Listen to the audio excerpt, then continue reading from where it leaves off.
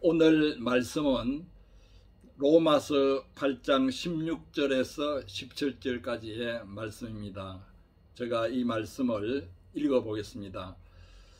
성령이 친히 우리 영과 더불어 우리가 하나님의 자녀인 것을 증언하시나니 자녀이면 또한 상속자 곧 하나님의 상속자요 우리가 그와 함께 영광을 받기 위하여 고난도 함께 받아야 할 것이니라. 요절 말씀 17절 자녀이면 또한 상속자 곧 하나님의 상속자요 우리가 그와 함께 영광을 받기 위하여 고난도 함께 받아야 할 것이니라. 오늘 말씀 제목은 영광과 함께 고난도 받아야 라는 제목으로 오늘 말씀을 생각해 보겠습니다.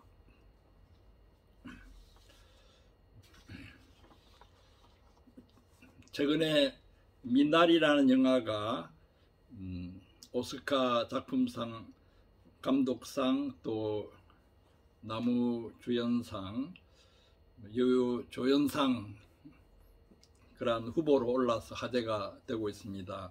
특별히 윤여정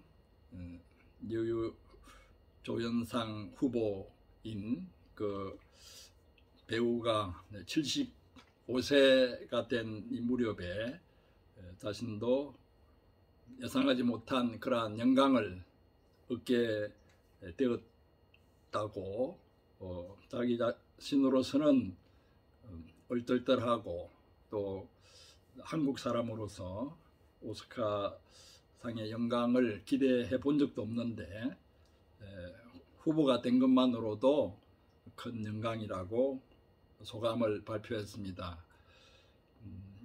그 여배우의 그 인생을 볼 때에는 여러 가지 고난들이 많이 있었던 것을 볼 수 있습니다. 그러한 여러 인생의 고난들을 통해서 내면이 더욱더 성숙해지고 다져지고 그런 가운데 성숙한 연기도 나왔다고 생각이 듭니다. 그분 한 사람의 인생을 보더라도 고난 없이는 영광이 없다는 그러한 평범한 진리가 다시금 우리 마음에 새겨집니다. 그래서 영어 속담에도 No cross, no crown이라고 하는 십자가 없이 고난 없이 면류관 없다, 영광 없다고 하는 그러한 구절들도 있습니다.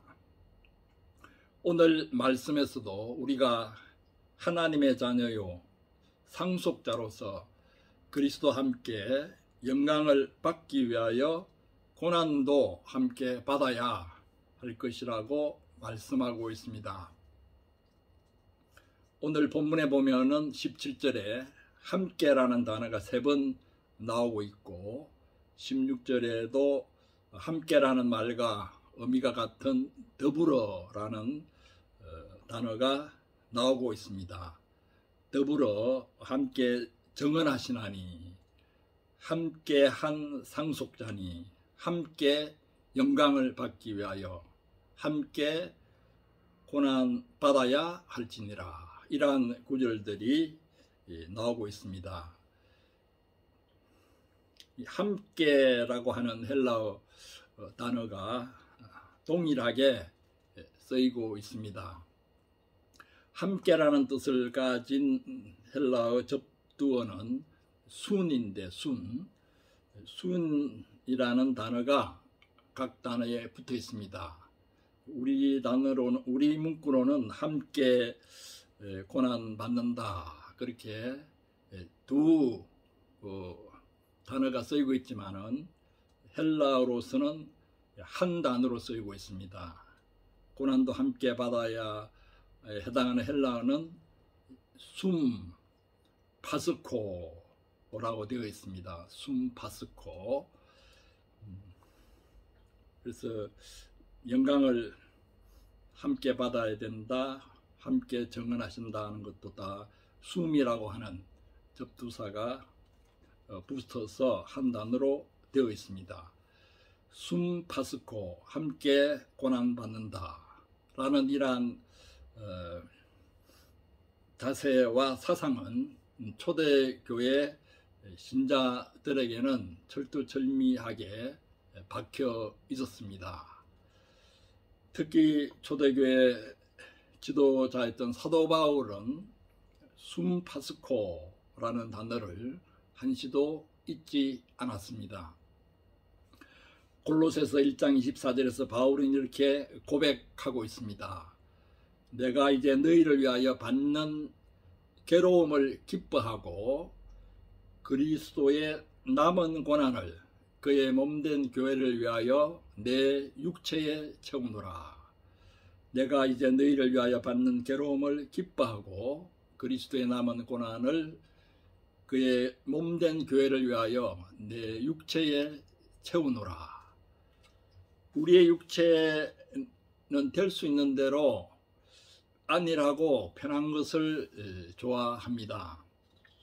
달리다가 피곤하면 걷고 싶고, 걷다가 피곤하면 서고 싶고, 서 있다가 피곤하면 앉고 싶고, 앉아 있다가 피곤하면 또 눕고 싶고, 누웠다가 피곤하면 자고 싶은 것이 우리 육체의 습성이고 본성입니다.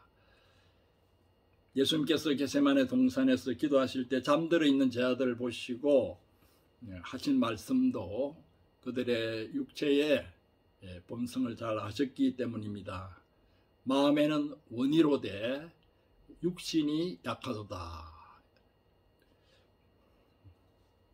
근데 바울은 그러한 육신의 습성, 육체의 본성을 거슬러서 오히려 그리스도의 남은 고난을 자신의 육체에 채운다고 말하고 있습니다.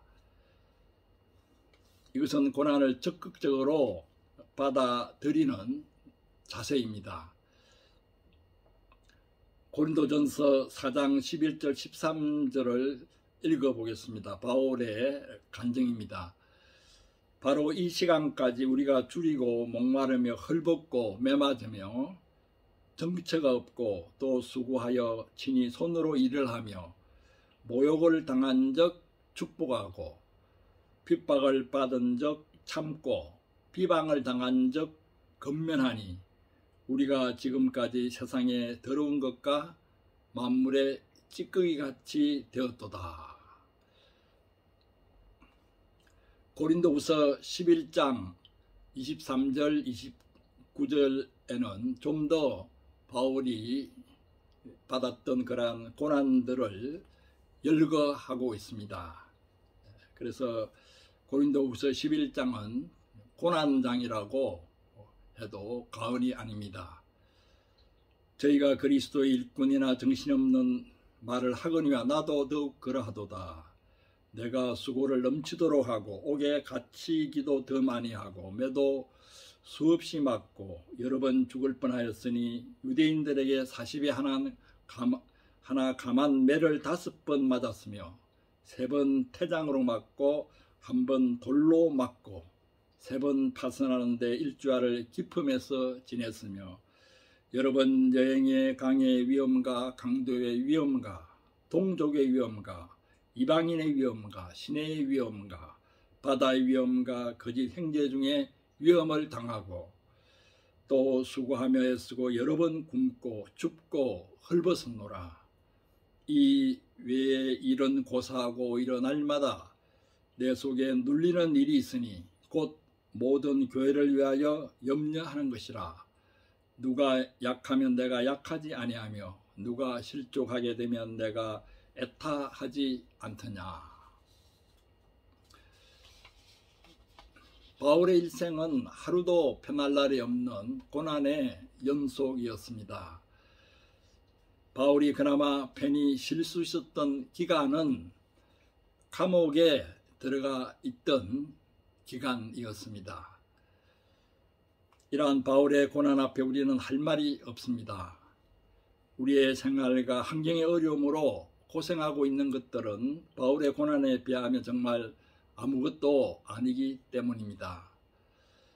어떤 때는 바울이 자기가 고난을 고난당한 내용들을 쭉 열거해 놓은 것이 원망스럽기도 합니다.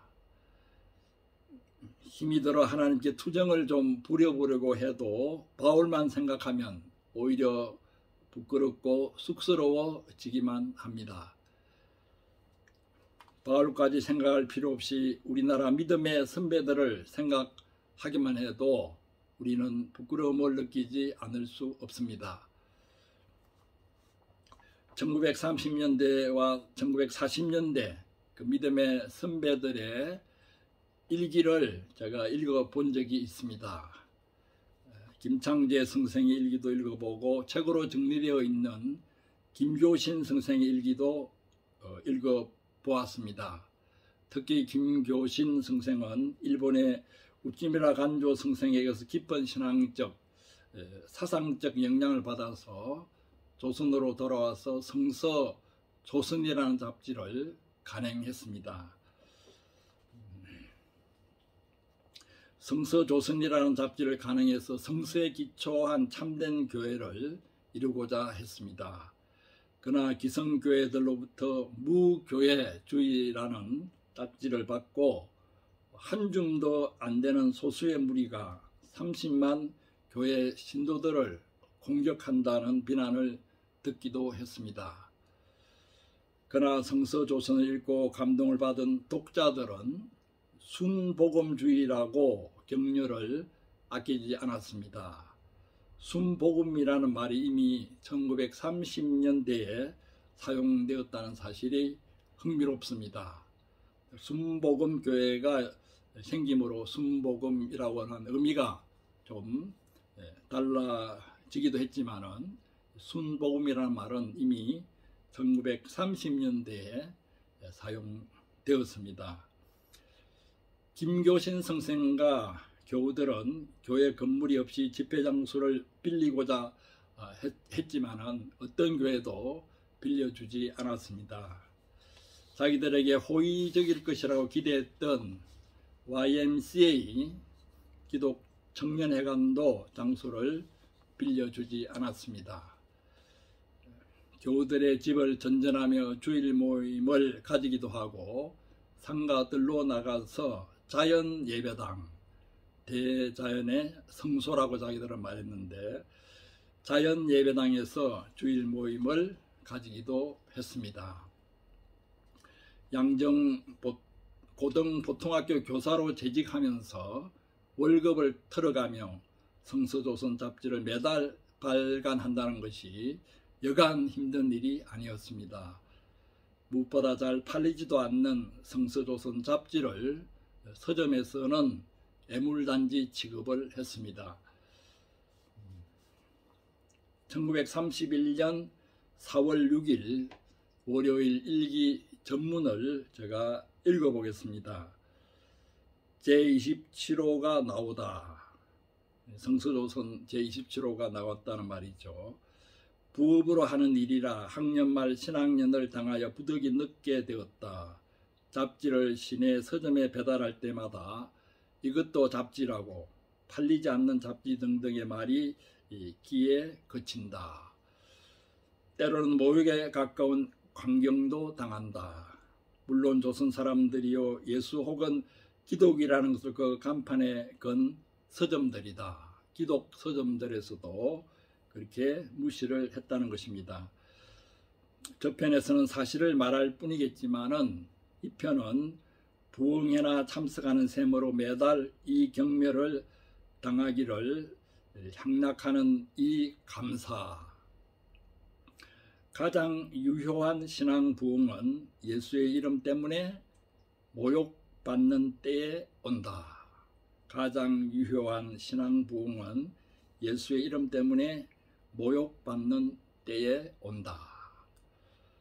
매달 서점에서 무시당하는 성서조선 잡지를 배달하러 서점으로 가면서 부흥회에 참석하러 가는 기분이라고 말하고 있습니다.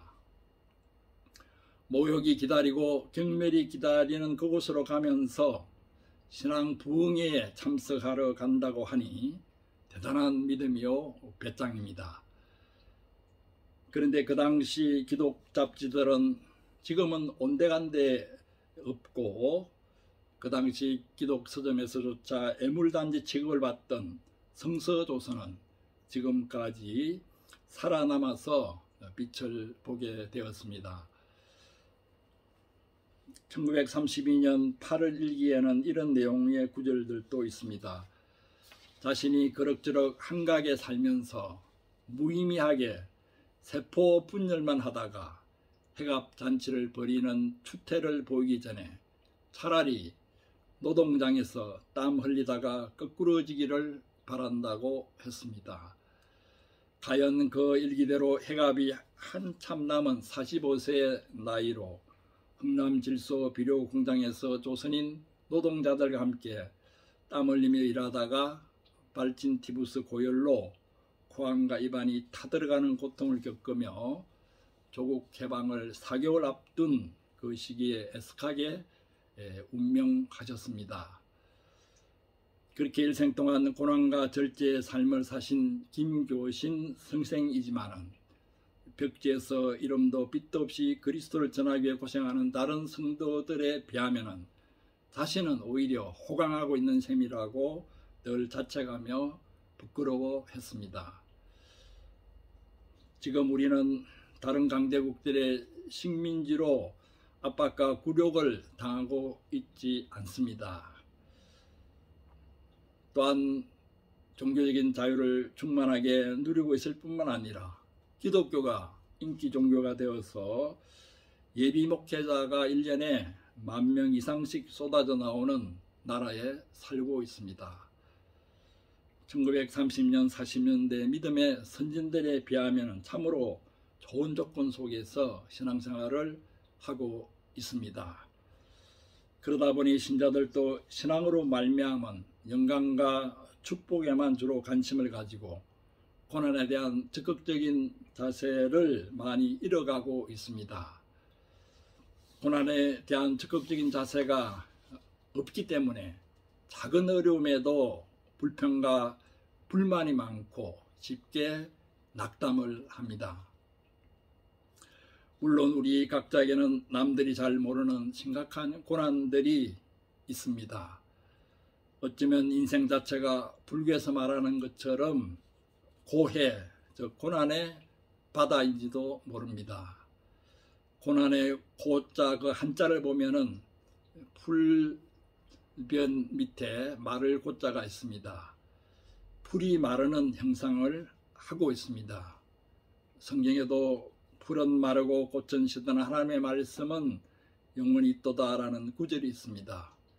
풀로서는 생명의 원천인 물이 없어 말라가는 것이야말로 심각한 고난이 아닐 수 없습니다. 그와 같이 우리 몸도 풀이 마르듯이 생명의 원천인 기력을 잃고 차츰 말라갑니다. 그러므로 몸을 가지고 사는 자체가 고난일 수도 있습니다. 또한 사르트르는 타인이야말로 지옥 그 자체라고 했습니다.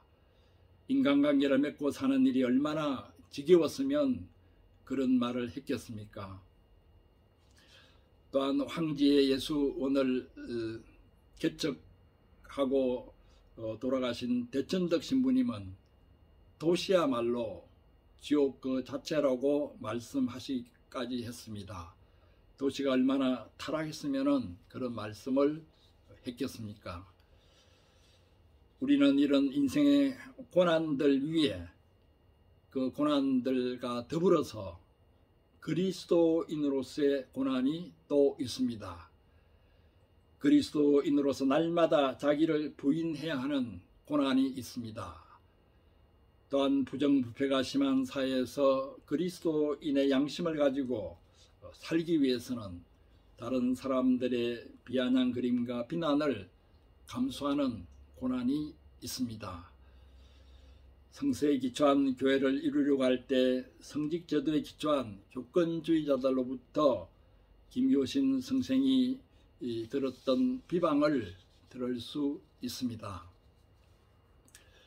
그러나 그리스도와 함께 영광을 받기 위해서는 고난도 함께 받아야 합니다. 그리스도와 함께 받을 영광을 바라보기 때문에 어떠한 고난도 감당해 낼 수 있습니다. 저는 어릴 때 아버지의 투옥과 실직으로 인해서 좀 가난을 경험해 본 적이 있습니다. 날쌘돌이라고 하는 만화가 그 당시 유명했는데 그 만화 볼 돈 10원이 없어서 만화 가게 주위를 뱅뱅 돌기만 한 적도 있습니다. 그때 난폭 불이 켜져 있는 만화 가게에서 재미있게 만화를 보는 아이들이 그렇게 부러울 수 없었습니다. 그러나 우리 아버지가 여전히 살아계시고 감옥에서 나오시면은 가정을 다시 일으킬 것을 믿었기 때문에 그러한 부러움과 서러움들이 크게 느껴지지는 않았습니다. 이제 예수 그리스도께서 아버지 하나님으로부터 상속받은 영광을 가지고 다시 오실 것입니다. 하나님의 자녀들은 그 영광을 그리스도와 함께 상속받게 됩니다. 우리가 아무리 고난 가운데 있을지라도 성령께서는 우리 영으로 더불어 우리가 하나님의 자녀인 것을 증언해 주십니다. 하나님의 자녀요, 하나님의 상속자인 것을 증언해 주십니다. 그렇기 때문에 우리가 당하는 어떠한 고난과 어려움들도 견디게 해 주십니다. 그러므로 고난도 함께 받아야 한다는 이 사실로 인하여서 우리는 두려워할 필요가 없습니다. 오히려 그동안 비겁하고 안일하게 살아왔던 점들을 회개하고 조금만 어려움들이 있어도 불만했던 그러한 마음들을 회개하고 고난에 대한 적극적인 자세를 가지고 담대하게 우리가 이 세상과 맞서고 이 세상에서 분명한 가치관을 가지고 서야겠습니다. 이러한 은혜가 여러분과 저에게 넘치기를 축원합니다. 아멘.